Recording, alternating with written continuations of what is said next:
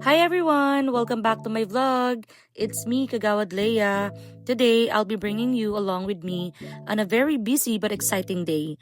Sa umaga, I'll be doing my usual routines as a stay-at-home wife, and later on, I'll be attending the TCU Tourism Students Fashion Show as one of the judges.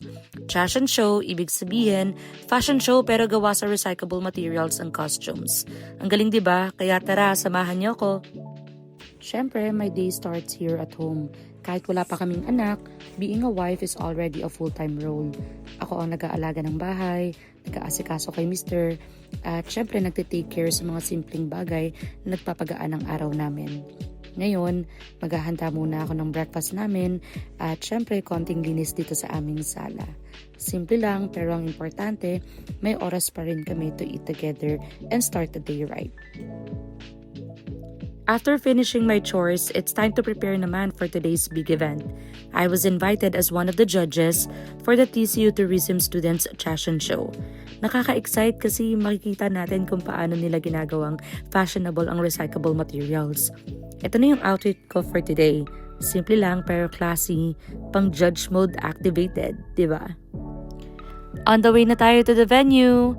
Isa sa mga bagay na pinaka nagpapasaya sa akin is being part of youth events. Ang saya kasi makita yung creativity nila, lalo ngayon, hindi lang fashion, kundi may advocacy pa for the environment. And we're here! Ang saya ng atmosphere! And you can really feel the energy of the students. Grabe, sobrang effort talaga nila. This fashion show is so inspiring. Costumes na gawa sa recycled materials, pero parang couture ang dating. Grabe, kitang-kita mo talagang pinagpuyatan at pinagpaguran nila. Eto naman yung mga masisipag kong staff na kasama today.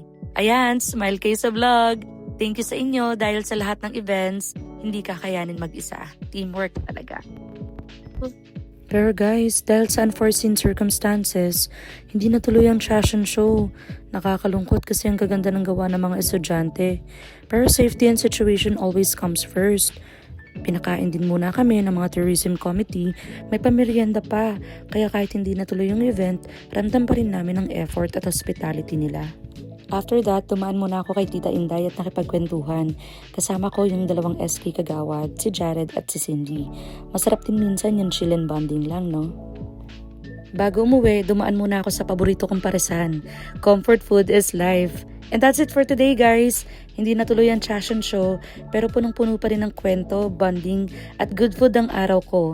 Ganito talaga minsan ang buhay, may mga bagay na hindi natutuloy, pero laging may dahilan at may magandang kapalit. Thank you so much for joining me today.